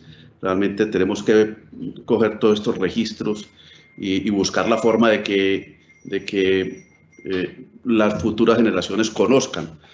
Pero no me puedo ir sin recordar, pues, esta charla, esa historia rápida que nos contó Darío, de cómo empezaron con los recubrimientos en madera. Hablaba de las puertas alemanas, de cómo fueron los primeros recubrimientos en concreto, luego el concreto lanzado y los pernos. Nos compartieron ustedes la experiencia del Guavi, cómo con una tecnología muy propia reemplazaron esa tubería plástica por la tubería metálica. El tema de Buenavista, que nos habló Darío de las ventajas del sistema austríaco. Por ahí copié, pues, las 4 frasecitas: no tan rígido, no tan flexible, no tan temprano, no tan tarde. Qué enseñanzas tan positivas. Del túnel piloto de la línea, el túnel piloto, pues, donde ya se empezaron a hacer las predicciones. Del túnel hidráulico que comentaste tú, Antonio, de cómo controlar esas infiltraciones. Y finalmente caímos al túnel del Toyo, que está en este momento en construcción, y cómo se recoge todo ese aprendizaje y se está aplicando. Pero además de que se está aplicando ese aprendizaje, lo decía también Darío, es cómo estamos utilizando esas tecnologías de última generación que no van a venir gratis, hay que ir a buscarlas, pues. Pero ese uso, pues, del método sísmico para predicciones, maravilloso. Ese uso de ese hardware y software para conocer la excavación y el comportamiento del macizo. De manera que a mí me parece que en 2 horas logramos, vuelvo y repito, a contar esa historia de los últimos 30, 40 años, pero también con un mensaje muy claro, y es que, como lo decía al final Darío, ya hemos aprendido a hacerlo solo, decíamos al principio de esta charla, y estamos en unas condiciones donde las compañías colombianas lo están haciendo, pero no nos podemos quedar ahí. Tenemos que entonces seguir innovando, seguir estudiando, y tal vez copie algo, y es que de los grandes aprendizajes es que Si bien hay mucho conocimiento en el mundo, lo importante es poder aplicarlo para el caso particular, y en el caso nuestro, que es tan particular, pues no podemos simplemente hacer un copy-paste, sino que es copiar, estudiar, aprender de todas estas enseñanzas que ustedes nos han dejado y nos están dejando. Yo quiero felicitarlos, muchísimas gracias. A los que estuvieron conectados con nosotros, agradecerles también la presencia, invitarlos para la próxima charla de este ciclo de túneles que está planteada para el mes de julio. A todos ustedes, muchísimas gracias por habernos acompañado. Espero que lo hayan disfrutado como yo lo disfruté.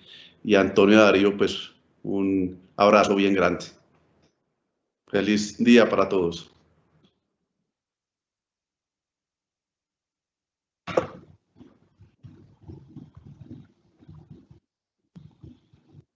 Muy bien, Darío.